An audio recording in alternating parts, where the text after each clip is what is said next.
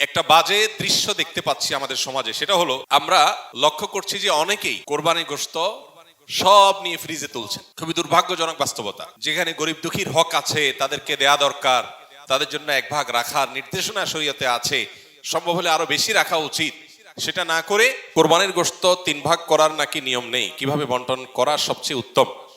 কোরবানির গোশত 3 ভাগ করার নিয়ম নেই, এই কথা ইদানিং খুব বেশি চাউর হচ্ছে। কে বলেছে কোরবানির গোশত 3 ভাগ করার নিয়ম নেই? এখানে একটি ভুলকে সংশোধন করতে গিয়ে আরেকটা ভুল আমরা করে বসছি অনেকে।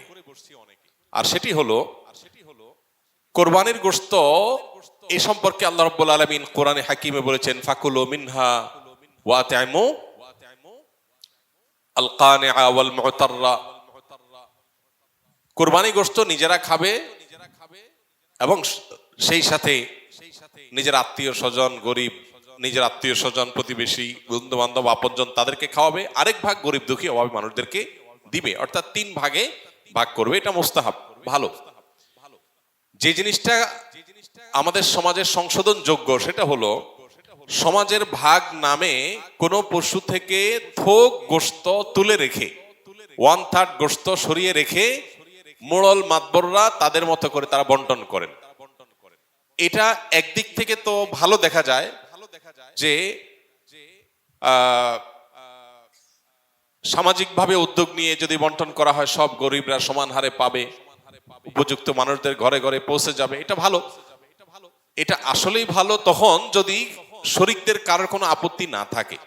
সবাই যদি বলে হ্যাঁ ঠিক আছে, এটা খুব সুন্দর পদ্ধতি, আমাদের সবার কোনো দায় দাবি নাই, সবার তরফ থেকে একটা গরুতে 7 ভাগে কোরবানি দেওয়া যায়, 7 ভাগ থেকে বা যে কয় ভাগে আছে সবার তরফ থেকে টোটাল গোশতের 3 ভাগের 1 ভাগ রেখে এলাকাতে দায়িত্বশীল যারা আছেন, মুরব্বী যারা আছেন, গণ্যমান্য যারা আছেন, তাদের অধীনে ওলামা একরাম, ইমাম সাহেবদের মাধ্যমে পুরো এলাকাতে গরিবদের মধ্যে বন্টন করা হোক, আমাদের আপত্তি নেই। কারো যদি আপত্তি না থাকে কোনো অসুবিধা নাই, এটা ঠিক আছে।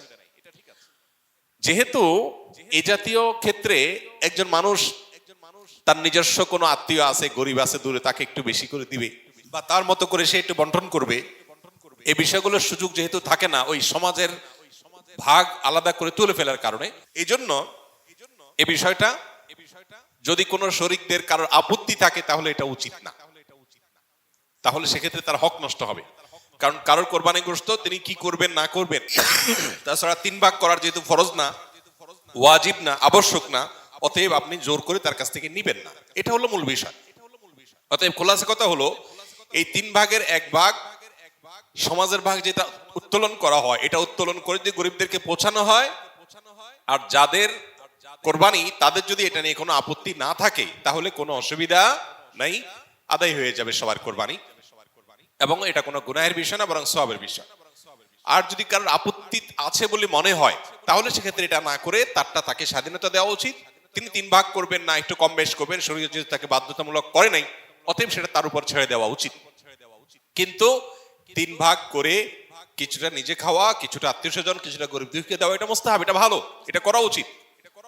আমরা এখন যে একটা বাজে দৃশ্য দেখতে পাচ্ছি আমাদের সমাজে, সেটা হলো আমরা লক্ষ্য করছি যে অনেকেই কোরবানি গোশত সব নিয়ে ফ্রিজে তুলছেন।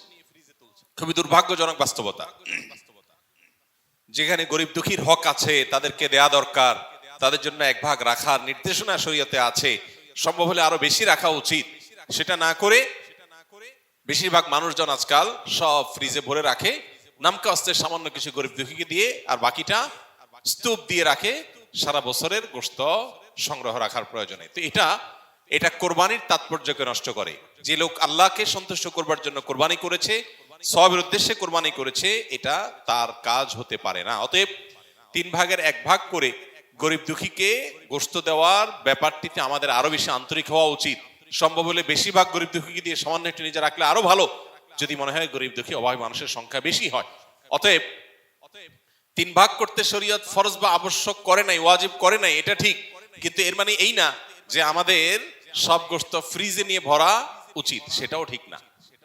অতএব আল্লাহ তাআলা আমাদেরকে বুঝার তৌফিক দান করুন।